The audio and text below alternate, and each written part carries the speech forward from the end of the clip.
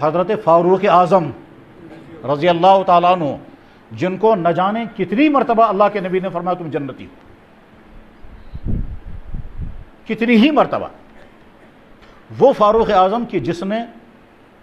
آدھی دنیا میں اسلام پھیلایا، وہ فاروق اعظم رضی اللہ تعالیٰ عنہ کہ آپ میں سے بہت سارے بھائیوں نے وہ کتاب پڑھی ہوگی یا سنا ہوگا۔ کتاب لکھنے والے کا نام ہے مائیکل، کتاب اس نے لکھی ہے 100 بڑے آدمی۔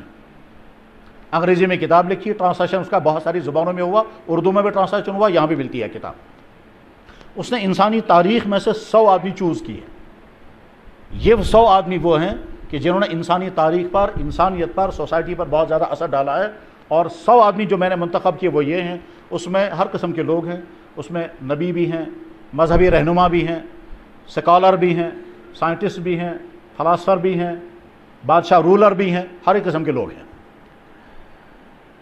مائیکل چونکہ یورپین ہے اور ہو سکتا ہے عیسائی ہوگا، عیسائی ہونے کا تقاضا یہ ہے کہ اس کو سب سے پہلے حضرت عیسیٰ علیہ السلام کا نام لینا چاہیے تھا، اور چونکہ یورپین ہے اس لیے اس کو یورپ کے کسی آدمی سے سٹارٹ کرنا چاہیے تھا، چاہے وہ یورپ کے کسی سائنٹسٹ کو پہلے لیا تھا، یا کسی سکالر کو، یا کسی فلاسفر کو، یا کسی رولر کو، کسی کو بھی لا سکتا تھا پہلے نمبر پر، یا الفابیٹ کے حساب سے وہ شروع کرتا، مگر اس نے سب سے پہلے نام لیا جناب محمد رسول اللہ۔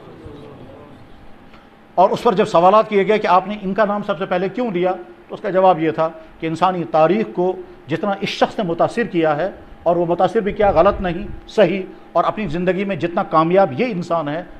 اور کوئی انسان اتنا کامیاب نہیں ہے، اس لیے میں سمجھتا ہوں کہ اگر میں نے کسی اور آدمی سے اپنی کتاب کا آغاز کیا ہوتا تو میں انصاف کرنے والا نہیں ہوتا۔ انصاف کا تقاضا ہے کہ مجھے سب سے پہلے انہی کا نام لینا چاہیے تھا۔ خیر، اگرچہ اس میں جناب رسول اکرم صلی اللہ علیہ وسلم کا جو تذکرہ اس نے لکھا ہے اس میں خامیاں بھی ہیں، اس میں کمیاں بھی ہیں۔ ہم یہ نہیں کہہ سکتے ہیں کہ جان بوجھ کر اس نے کیا ہے یا معلومات کی اس کے پاس کمی رہی ہے۔ ظاہر ہے اس کے بعد جو سورس ہوگا سیرت کا، وہی سورس اس نے پڑھا ہوگا، اسی بیس پر اس نے سیرت کی، حضور کی حالات لکھے۔ ہو سکتا ہے وہ معلومات زیادہ پختہ نہ ہوں، کتابیں صحیح اس کے پاس نہ پہنچی ہوں، اس لیے غلطیاں کھا گیا اس میں وہ، لیکن بہرحال